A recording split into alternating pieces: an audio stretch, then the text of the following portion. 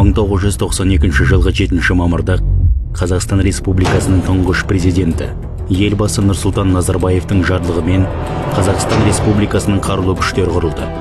Дәл осы күні республика аумағындағы КСРО қарулы күштерінің құрамындағы мекемелер, бөлімдер, құрамалар Қазақстан Республикасының құзыретіне берілді. Бұл күн Қазақстан Республикасының қарулы күштерінің құрылған күні.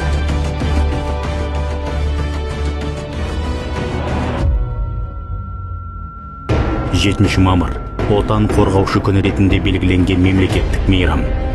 Қазақстандықтардың ерлікке толы шежіресін және отанға қызмет ету дәстүрінің сабақтастығын сипаттайды.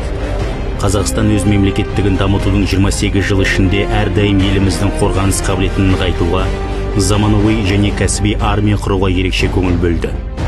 Біздің әскери қызметшілер жоғары кәсіби даярлық, үйлесімділік пен жауынгерлік дағды үлгісін көрсетуде. Қарулы күштер қатарында қызмет ету әрбір қазақстандықтың құрметті міндеті. Батырлық және жауынгерлік дәстүрлеріне негізделген патриотизмдік борышы. Біздің тәуелсіздігіміз бен тұтастығымызды, тыныштығымыз бен бейбіт тірлігімізді қас-қақпай күзетіп тұрған, халқымызға қорған болған ұлттық әскеріміздің айбыны арта берсін.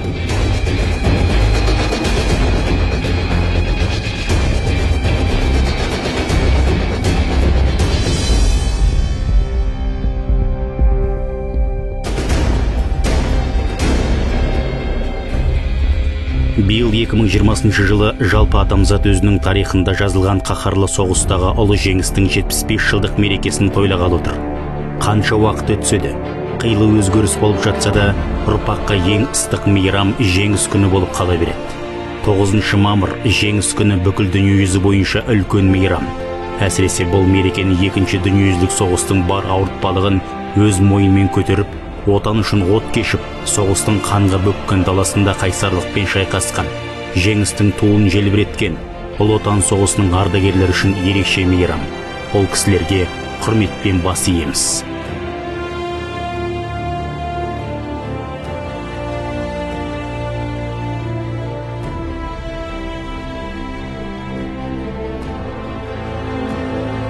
Батырларымыз жанын аямай отан үшін, болашақ үшін шайқасты.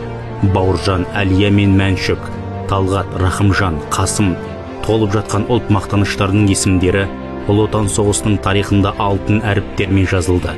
Бүгін халқымыздың осындай батыр ұл қыздарының ерлігін паш етіп, қайсарлығын насихаттар күн. Майдандағы әскери ерлік пен тылдағы қажырлы еңбек жеңістің басты негізіне айналды. Біздің халқымыз адамзат тарихындағы ең сұрапыл соғыстағы ұлы жеңіске өшпес үлес қосты. Соғысқа аттанған 1.200.000 жерлесіміздің жартысы шайқас алаңында қаза тапты. 500-ден астам қазақстандық кеңес одағының батыры атанды.